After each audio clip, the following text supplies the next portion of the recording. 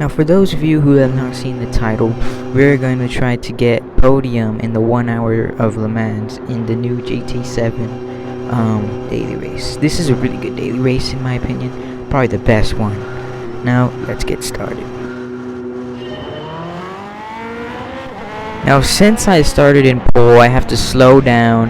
I put my hazards so nobody crashes into me, but it put me in ghost mode or whatever. Now, I did kind of get on the throttle a little bit early, because if I didn't, then I'd still be I'd end up like 5 seconds behind. I let him pass because of course I need to start last. Now we're starting last, and I have a pretty good run on this dude. He sees I have a run and he tries to block me with his cars, and someone has spun out. I think that's a Porsche. Yeah, that's a Porsche. He goes very wide into this corner, which kind of gives me some momentum to overtake him in the straight. Now, I don't know who, but like mostly everyone runs out wide in that corner right there. Like almost nobody can keep enough speed where they're in track limits. I overtake the black Porsche, and now we are just all going in a huge group. Now we have like 4 or 5 cars all bunched up in the straight. Now this next corner, it surprisingly does not get as chaotic as I thought, but it's still pretty chaotic. Everyone crashes, and because no one has a synced braking or the same braking spot, they end up hitting each other. Now there's a Ferrari with a 3.5 penalty. Jesus. And then there's a Porsche behind me and with the slipstream trying to use me. He ends up giving me a bump draft and like hitting me, so we end up both moving up. And then just from here, it takes a while. It takes a few corners before I catch up to here. It takes like 2. And then again, someone comes out, and they go back in track, and they hit me, spun out, and I end up losing speed. Then dude behind me with the slipstream comes back, the black Porsche. We are now side to side. Now I end up trying to block him with the Porsche in front, and he somehow hits a crazy maneuver. Now we're gonna replay that because of how crazy that was. Just look at this right here. He goes, he's like, oh yeah, and he's just and fits through that little crack and somehow makes it to, I think, 10th. Now come back to me. I end up dive bombing the dude who spun out earlier and went back on track and hit me. He ends up hitting me and almost spinning out. Now just from here, it takes a while before I catch the black Porsche, and I'm just now trying to gain as much speed as possible from the gears. Now a lot of people don't know this, but if you push the gear at a certain amount of speed or miles per hour, you can actually gain more speed by shifting the gears in the right time. A lot of people don't know that, and it's very underrated in time trials and trying to find speed, especially in Le Mans since it's just straight. Next corner, again, bunched up people is not good, so they end up hitting each other. Black Porsche ends up losing a lot of speed, which causes me to overtake him. Now, we're already in the first lap of the race. I overtake another person, and we're already in 9th. So we went from last into 9th to in 1 lap, which is very good. That is very good pace. Someone goes out because they misinterpret how much speed they're supposed to carry into these last few corners. Now these corners are usually where people gain the most speed, because if you mess up here, then well, you mess up. Then I pull a freaking crazy gut move, and I end up going 3 wide into next corner. Now of course it doesn't go well. The person on the right ends up going wide and going off track. Now that move, I don't know how I did it. I thread the needle through them, and that was just very scary. Could have ended very bad if I wasn't careful. Now I'm behind another black Porsche. Now because of how much pressure I applied into this black Porsche, they end up both spinning out, dude in front and back of me. And look, they end up, I almost spin out by looking at him. And now I'm in the lead, and there's a huge gap between 6th and 5th, which I'll have to skip because it takes so long. It is now night, and I am again behind another Porsche. He ends up screwing up, and I end up flashing my lights, letting him know I'm past him. And now it's just a battle between me and him, and I end up trying to, and I end up getting a penalty for going in the inside when he went out. So yeah, that is very bad. And I think I don't encounter nobody, so I'm skipping.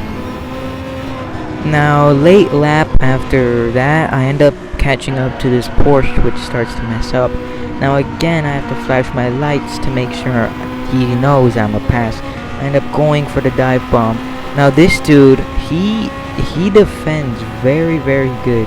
As you can see, he puts me out wide, forcing me to brake very early. And honestly, that is probably like the cleanest defense maneuver I've ever seen in my life. A Ferrari in front slows down. I don't know why. I think he messed up and he was trying to save it. Now it's just me, Porsche, and Ferrari, and it's just 5th, 4th, and 3rd. Now we are going into this night. I'm not sure if you guys can see very good in the night, but this is insane. Put your brightness up, guys, because it's not gonna get much brighter. Now it's just the Porsche and Ferrari fighting for 3rd. Now the Porsche surprisingly has very good pace, similar pace to me. He pushes a lot, and you can see he almost hits track limits, which is the same line I pick. Now I have a slipstream on the Porsche. I flash to make sure let him know I'm a pass.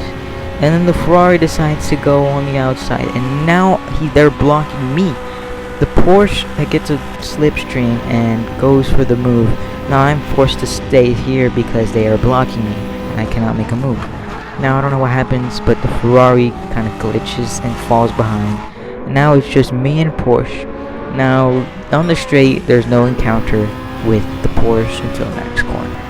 One lap later, and now it's just me and the Porsche. Now I cannot believe how much similar pace me and the Porsche have, because there's some corners where I'm better and there's some corners where he's faster. Now we are both very smooth drivers and clean drivers, so we end up having a battle in midnight, and it just looks amazing. Now we go into these next corners. I think I do get a better exit. I'm not sure. No, actually I think I get a worse exit. He ends up disappearing into the dark of the night, and I don't catch up until a few corners. 2 bus stop chicanes later, now I am right behind him, have a slipstream, and I'm gonna start flashing my lights to make sure he knows I'm a pass him. As you can see, I start flashing. Then I go for the move on the outside into these next corners. It is of course gonna be a right corner if you know this track. He ends up getting the better braking, and he brakes super late. I end up getting more speed into the corner, again having more speed, and I end up passing him. Now because we are so similar pace, he ends up with a slipstream. He flashes his lights to make sure I know he's gonna pass, and then he goes in the inside.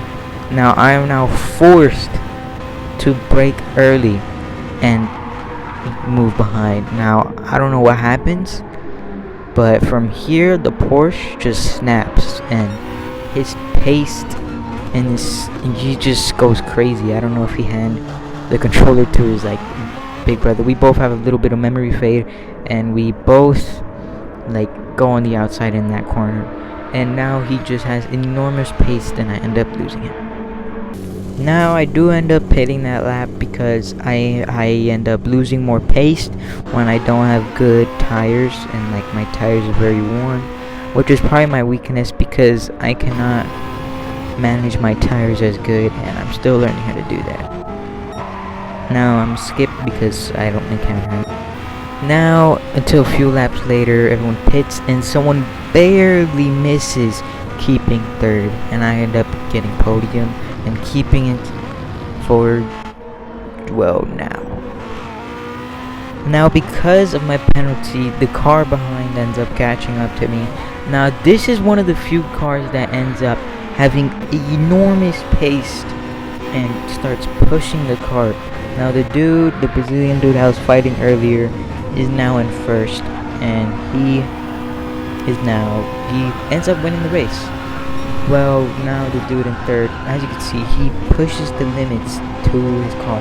You can hear the squirming of the tire, and he literally pushes the car. And we all know that when you push too much, you end up crashing. which is kind of a spoiler.